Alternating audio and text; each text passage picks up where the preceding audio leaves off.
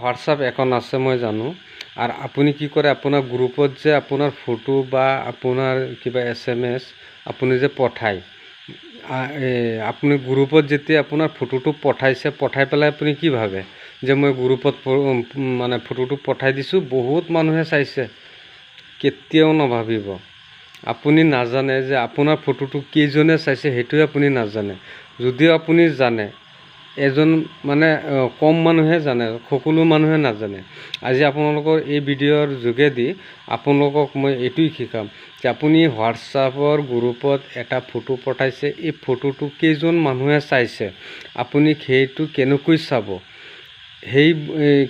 চাব, সেইটো চাবৰ কাৰণে আপুনি এই ভিডিঅ'টো সম্পূৰ্ণ চাওক।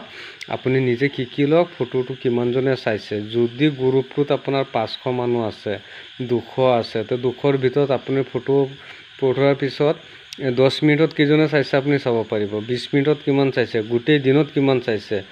এক সপ্তাহ পিছত আপুনি চাব যে মোৰ 200জন মানুহৰ ভিতৰত কেইজনে চাইছে।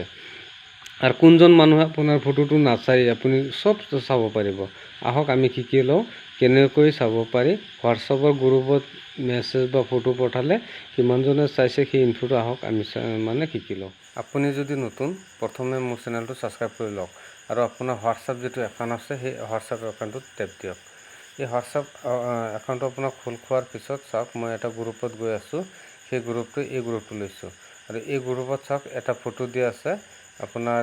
এইটো ধৰক আপোনাৰ পোষ্ট, এই পোষ্টটো কিমানজনে চাইছে সেইটো আপুনি চাব। এতিয়া ইয়াত আপুনিতো সেইটো ছিষ্টেমটো কেনেকৈ ওলাব, কেনেকৈ চাব, আপুনি সেইটো নাজানেই। তে আপুনি প্ৰথমে কি কৰিব লাগিব, আপুনি যিটো পোষ্ট কৰিছে সেই পোষ্টটোত যাওক। মোৰ এই পোষ্টটো মই গৈছোঁ আৰু এই পোষ্টটোত গৈ পেলাই আপুনি কি কৰিব, আপুনি আঙুলিৰে চেপি ধৰক।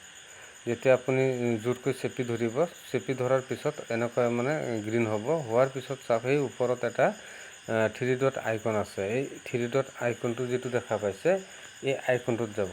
আইকনটোত গৈ পেলাই তাত এটা টেপ দিব। আপুনি যেতিয়া নেকি টেপ দিয়াৰ পিছত আপুনি লগে লগে ইয়াত ইনফো আহিব, কপি আহিব, পিন আহিব। আপুনি যিটো ইনফো লিখা আছে সেই ইনফোটোত আপুনি এটা টেপ দি দিয়ক। এই ইনফোত টেপ দিয়া মাত্ৰই চাব আপোনাৰ